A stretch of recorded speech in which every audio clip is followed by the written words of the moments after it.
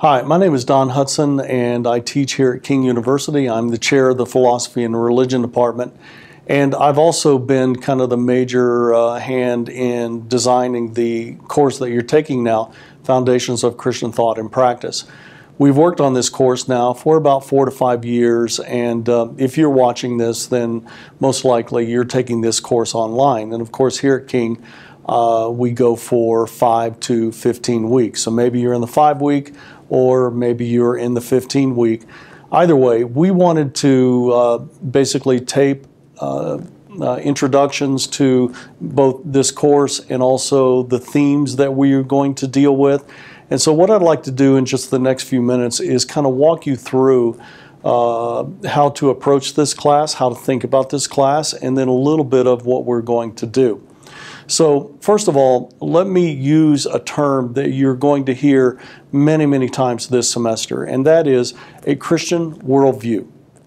Now, let me even condition that a little bit, because when I talk about this course as basically constructing a Christian worldview, I want you to at least hear that very carefully.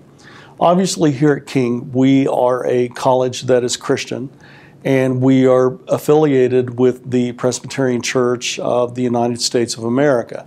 And so we have a rich, vibrant, very colorful tradition in the Christian faith, and we're very proud of that. As the chair of my department, I want my students who graduate from King to be some of the best thinkers and scholars in religious studies, biblical studies, theology, etc. Now, when it comes to Foundations of Christian Thought and Practice, I want you to hear that essentially we are going to try to answer this question this semester, and it's this. What is a Christian worldview?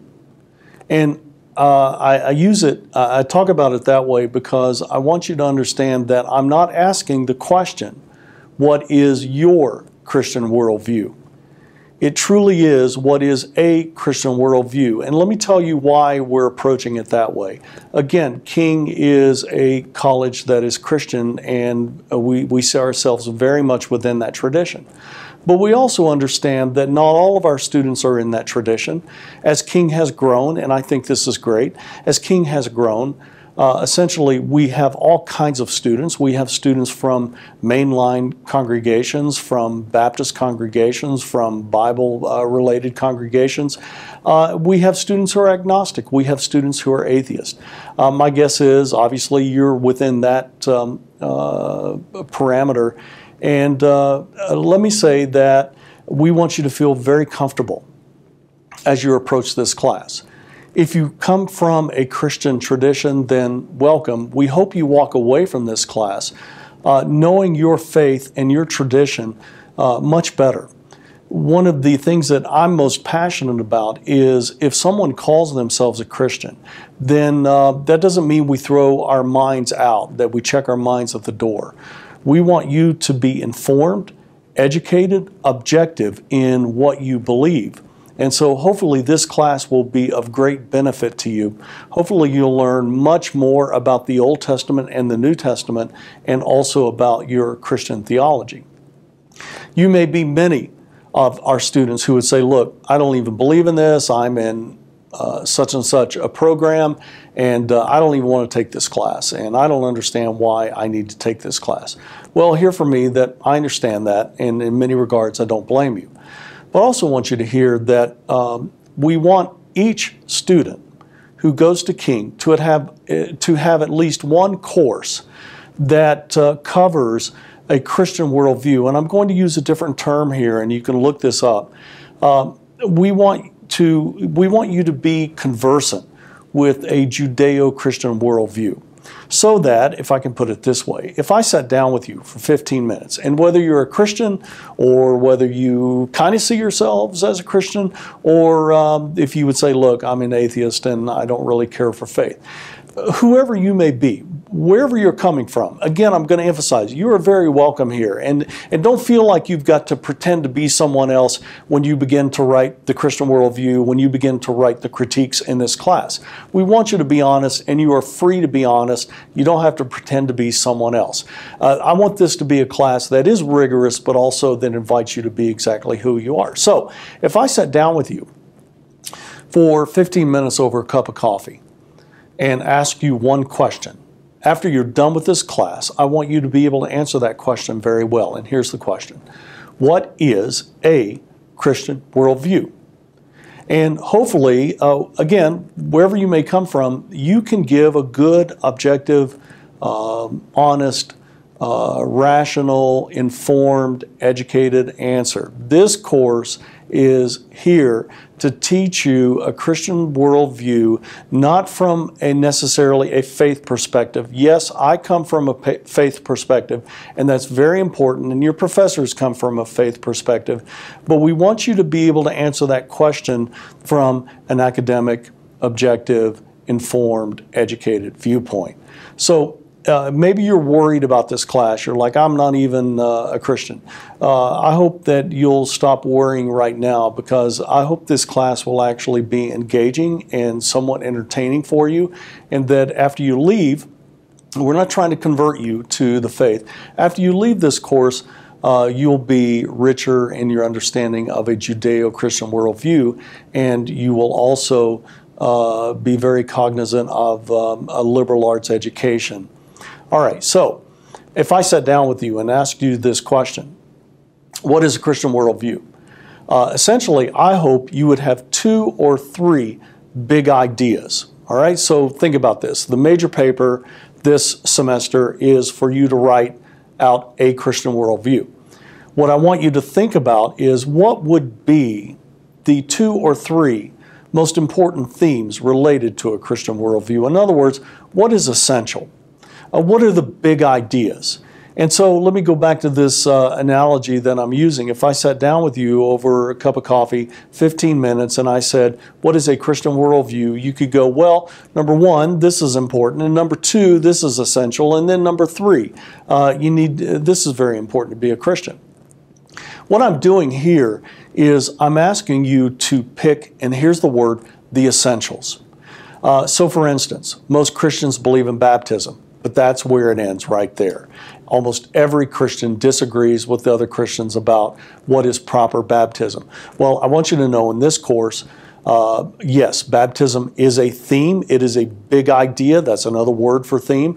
It is essential to Christianity, but we all have different perspectives. And so if you write a paper about a Christian worldview and your theme, like we're sitting down and we're talking about this, and your theme is essentially baptism, that's great. But I don't, and I don't care if you go into what you believe about baptism, but I want you to at least show that you're aware that not everybody agrees with that, that we really have to have a profound sense of humility as we talk about that. So I sit down with you, you're able to say 1, 2, 3, and then we want you to be able to back your themes up. In other words, this is the question you're going to hear me ask all semester, again, whether it's 5 weeks or 15 weeks. Where did you get that? All right, you believe this is essential to Christianity. Where did you get that? Can you back it up?